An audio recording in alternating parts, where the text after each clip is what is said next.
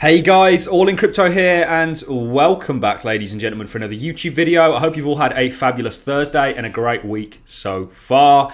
Today, guys, of course, we're going to be diving into Cardano. We're going to be taking a look at what caused this sell-off, why I believe a recovery is on the table for ADA, and whether you should be worried or not. And I'm going to tell you from the outset, the answer, in my opinion, is absolutely not. And we're going to get into it all in this video. We've got a lot to cover. This is a fantastic opportunity for those of you that are new to the realms of investing to get a really good concept of how markets work. We've often said on this channel that prices, in a lot of occasions, are a very poor representation of value. And this is a perfect example of it, because essentially what caused the cryptocurrency market to sell off as a whole, and we're going to get into it. We're going to cover why Evergrand could be a problem to come into the future.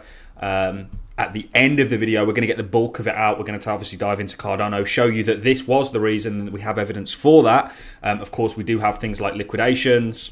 I think there was actually a Bitcoin wallet that had over 2,207 Bitcoin that hadn't been moved for 8 years, that actually all of a sudden became active. That would have undoubtedly played somewhat of a role. But the main cause of the pullback was, of course, Evergrand. And it was really based on the speculation. They had a debt payment to make. We know that Evergrand owe around about $330 billion in debt. They had a debt payment to make yesterday on the 10th of November that people were speculating that they weren't going to make. This, of course, and I've made a longer video on this. I'm not sure whether this is coming out before or after that. But go and give that a watch whenever it's out, really going into detail with why this has a domino effect on markets as a whole.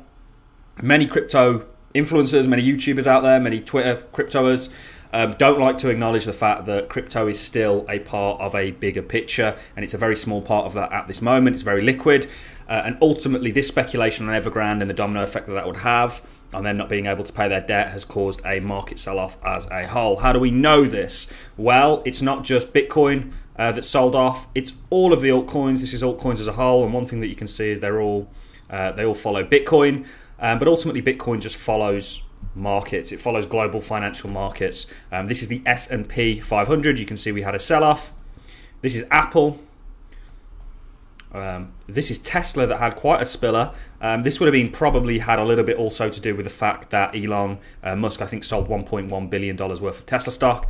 And of course, this is the dollar currency index, and you see strength. And the reason you see strength in the dollar when the rest of the market pulls back is because what do they sell the assets for? They look for liquidity due to speculation on the fact that assets are going to pull back even further, and they're going to be able to buy more, get more bang for their buck.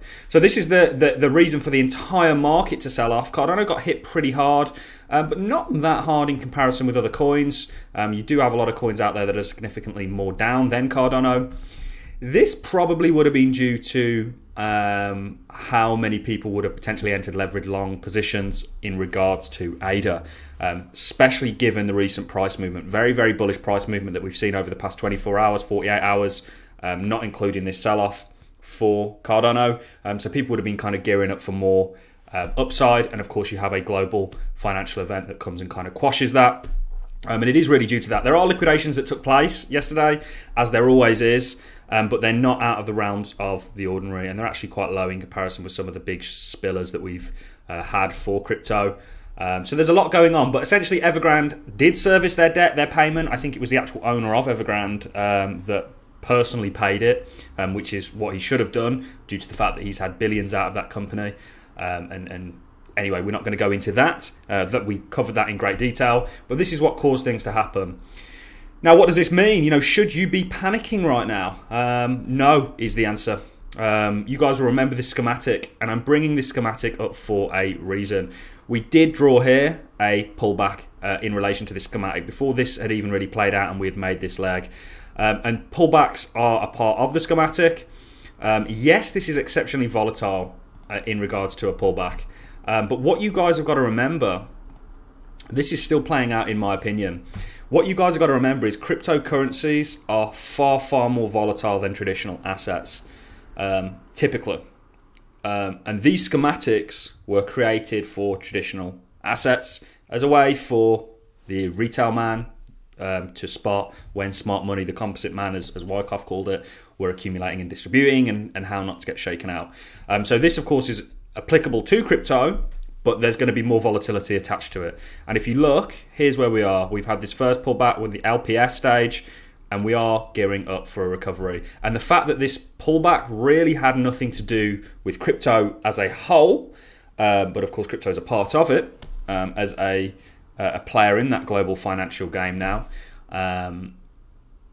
is really quite bullish, because we're going to see this continue in regards to a recovery, and we're going to see this schematic play out, in my opinion. And just as a quick reminder, you know, we're in November.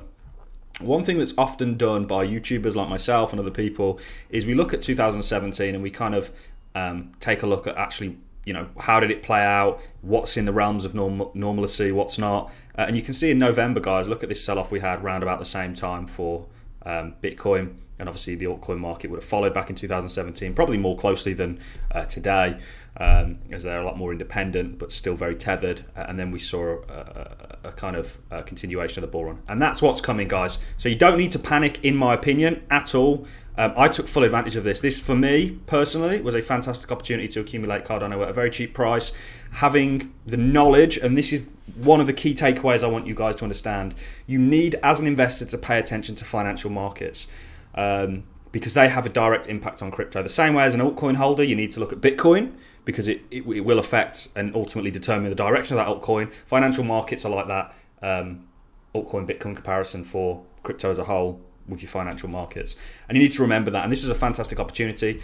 You are going to recover. Real shame for Cardano, to be honest, because I would be lying if I said I didn't get frustrated with this price action in regards to ADA. Somebody that talks about it daily, that's in these charts day in, day out, looking at it from many different angles. It is pretty frustrating to see this. But that's markets, guys.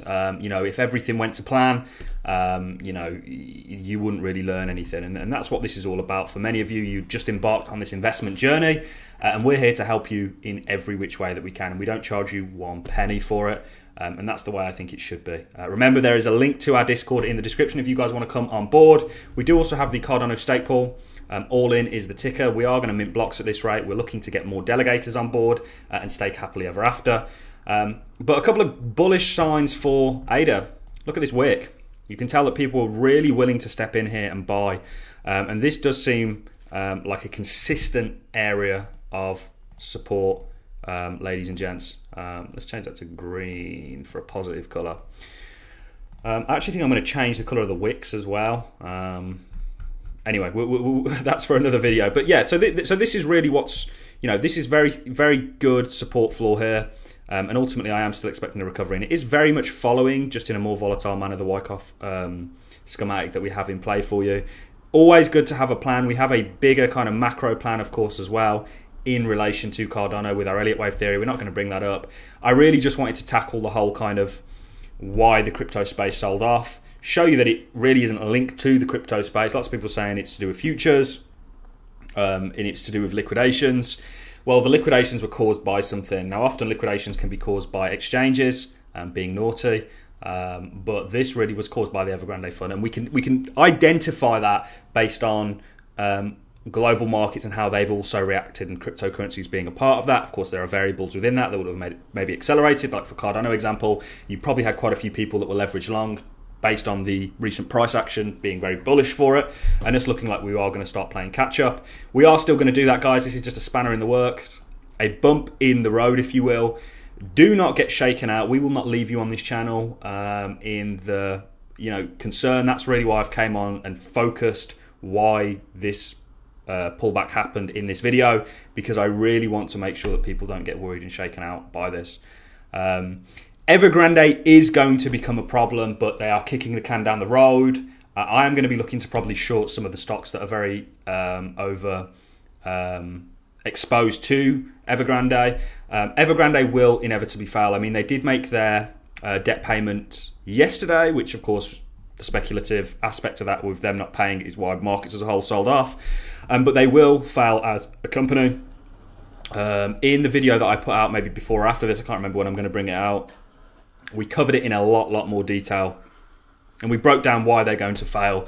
Essentially, they owe $33 billion of debt, and this, I'll quickly go over this part to kind of show you that you need to pay attention to the global financial markets, because everything nowadays is so leveraged, so tethered. We are writing a book. The reason I know so much about Evergrand is because the book that I'm writing, called The Next Financial Crisis That Nobody's Talking About, essentially I'm using Evergrand as a perfect example of how leveraged the system is and how fragile it is in many respects, and it's really held together with sellotape. You know, it's not bonded, and essentially they owe $33 billion worth of debt. $19 billion of that debt is in high yield bonds sold overseas. We know BlackRock is a holder of their high yield bonds. The reason being is because BlackRock obviously had to go further afield to try and farm that yield, if you will, because in the US it's not really there, even though there's a bit more of a safe guarantee with it.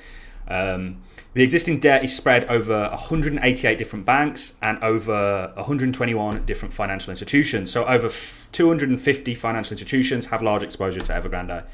What do you think happens if they then don't get paid the money that they are owed? It has a trickle effect on them, which has a trickle effect on other people, and you can see this whole realm of financial institutions being tethered together. I mean, there could be some large companies in there that maybe have more debt than they potentially should have taken on from Evergrand, etc., etc.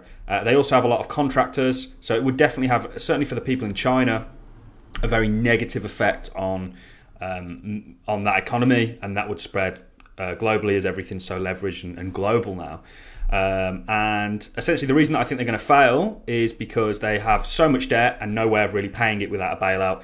They reported a 97% drop in sales in September, which is supposed to be one of their busiest years.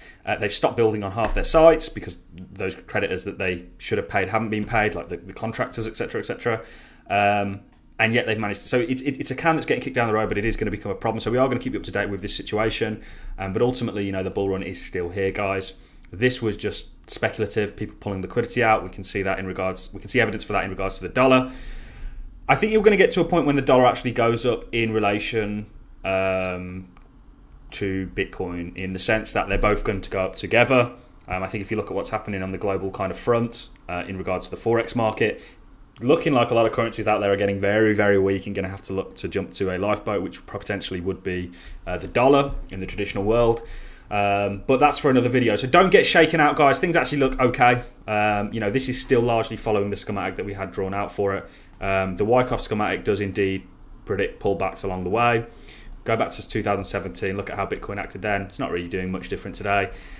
Plethora of things to suggest that everything is A-OK. I mean, it's not like people unstaked their Cardano and sold it. Regardless, let's take a quick look at one point how much Cardano was sold. This is another thing that I talk to you guys a lot about on the channel, and that is that price is really a lie, and that you need to understand what you're investing in. We saw an 18% sell-off for Cardano. Do you think 18% of the supply was sold? Do you think that even a fraction of 18% of the supply was sold? You're probably looking at less than 1% of the overall supply was sold on an exchange, and that caused this sort of a volatile sell-off. So price is a lie. Understand what you're investing in, understand the fundamentals and the actual real value that it's going to bring to the world, and this will largely be noise and volatility that you can just ignore, knowing the journey that you're on. That is the main message of the video. Actually, you know, price is largely a lie. We have 72% according to Adapul state. So that leaves, you know, 28% on the market, spread over a number of exchanges. Probably a lot of that isn't liquid on those exchanges. It'd have been a very, very small amount. We've done all the maths in regards to what takes Bitcoin 1%, what amount of volume takes Bitcoin 1% to sell after the down or upside. And essentially it's a very small amount. It's, you know, it doesn't take 1% of the supply, it takes, you know, fractions of 1%. Anyway, that's all I have for you. So Evergrand was really the cause of this. We can see that it's evident without global markets. Crypto as a whole sold off. It's not a reflection of Cardano and what they're doing. They've never been in such a strong position. If we look at something like Tesla that is recovering, that may be a good kind of indication of what's to come for crypto. We are seeing evidence of that. A number of things can happen now. You can get a bit of a retail shakeout that maybe causes a bit of a drizzle, but ultimately, guys, it's not going to be long until you recover. This is supposed to be the two most bullish months of the bull run, and I'm kind of expecting that. This will be short-lived in my opinion, but we'll keep you up to date with it as it progresses. If you're not already following me on Twitter, guys, head over to @RealAllInCrypto. We gave a big long feed on Evergrand.